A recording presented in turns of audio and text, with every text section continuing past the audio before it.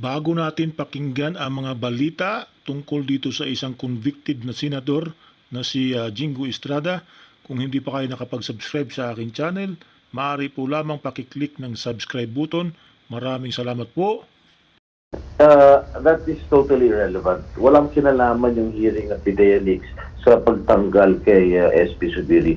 In fairness kay SP Subiri, kay Mix, he never meddled, no? Hindi siya nag-didikta sa aming mga senador kung gusto namin mag-hearing o hindi. Pinababayaan sa kami. Pero call ng committee chairman yan. In fairness, in defense kay Senate President Pili. Oo. So, Senator Jinggoy, ngayon na nagpalit na po ang Senate President po, is it safe to assume na tapos na rin po ang hearing dyan po sa PIDEA at saka po yung Chacha, wala na rin ba ipopursue na po ba yun? Kasi alam po natin yung position po ni Senator Cheese, kontra po siya no, sa pagbabago sa ating konstitusyon. So, those are just my two questions. Yung PIDEA ba, huli na ba ho yung kahapon? At saka yung Chacha rin ho ba, hindi na po ipopursue ng Senado? Katulad nga na sinabi ko kanina, call ng chairman yan. Kung gusto niya ituloy, kung gusto ituloy ni Senator Boto, pwede niya ituloy. Oo. Hindi makikialam ang Senate President yan. Oh. Senator Jinggoy, with what has been happening of late dito nga sa committee hearings ni Senator Bato de la Rosa, ano po yung napagtatanto natin? Kasi nakita naman po natin sa kalidad po ng mga resource person na isinalang po dyan na parang binabaliwala po na they are under oath. No, at kaliwat kanan nga, citing in contempt lamang, ipakukulong dahil obviously they were lying. In your case, si former PIDEA agent Jonathan Morales, yung kanyang isinumite na personal data sheet ay talagang nagpaligoy-ligoy po ng pagsasagot at nagsinungaling. Ano po ang are there going to be changes in vetting the resource persons na isinasalang po sa mga committee hearings? Well, usually, kami mga chairman, when we invite resource persons, we never, hindi naman kami nagpe-vet. No? Basta, pinasusupan namin under oath, then we will really rely on their answers. Ngayon, kung talagang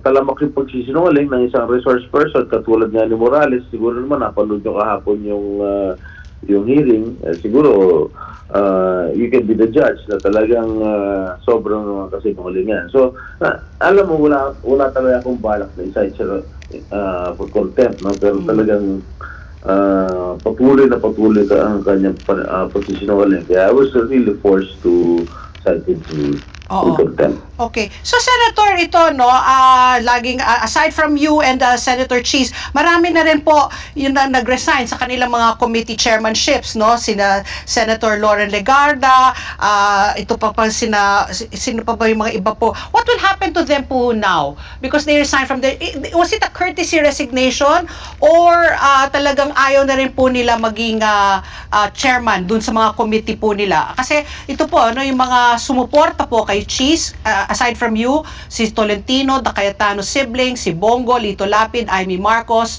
Robin Padilla, Grace Po, Ramon Revilla Jr., si Bong Revilla, Rafi Turfo, Cynthia and son, Mark Villar. So I'm assuming po yung mga iba po dito, like sina Nancy Binay, paano po yung mga chairmanship po nila?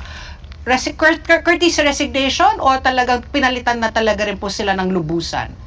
And siguro emotional resignation yan. Emotional. So, it's up to Senate President Cheese to accept it or to keep them there? Paano ho ba yun? Well, botohan? Ano po magiging patakaran? Well, alam mo, sa Senado, numbers game yan. No? I have been a part of the minority before when I was first elected as a senator way back 2004. At na-experience ko when I was in the minority, nagkaroon naman ako ng komite. Kaya lang, mga latak nga lang. Yung mga leftovers. Oo. Napagpilian na. Napagpilian na. Pero in this case, of course, mga kasamahan din namin yan, mga dating, mga kasama naman namin yung Senado. Of course, we will also give them their committees. So, okay.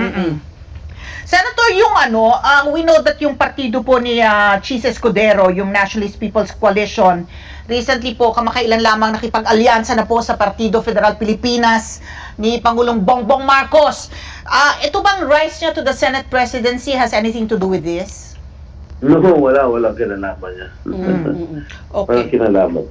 So Senator Jinggoy, bago po yung nangyari kahapon, dalawa po lang ang nasa minorya, si Senator Coco Pimentel at saka si Senator Risa Ontiveros. With this new movement, with this do you expect the minority will be more than 2 na ho ba sila? Kasi nung question po si Migs, he said he was still going to think about it. So with the others also, do you think po lalaki po ang minorya? I don't think so. Siguro magiging independent senator sila. Independent na lang po. Kasi walang independent as of yesterday, no? It was just the majority and 2 minority. So now, magkakaroon ng third faction, may independent na. Yes. Okay. Senator, last night nagkaroon kami ng pagkakataon na makapanayan po si Senator Mig Zubiri. And he was really heartbroken.